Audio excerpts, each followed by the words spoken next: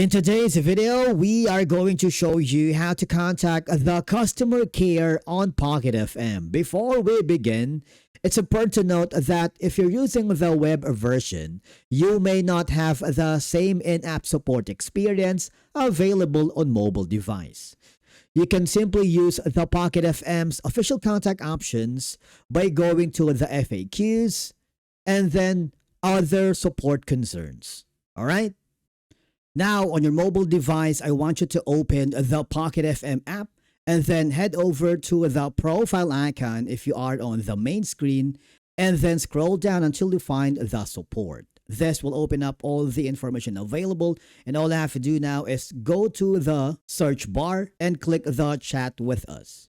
And from here, type in your concern, and what will happen is Pocket FM support team will review your concerns and get back to you with a solution.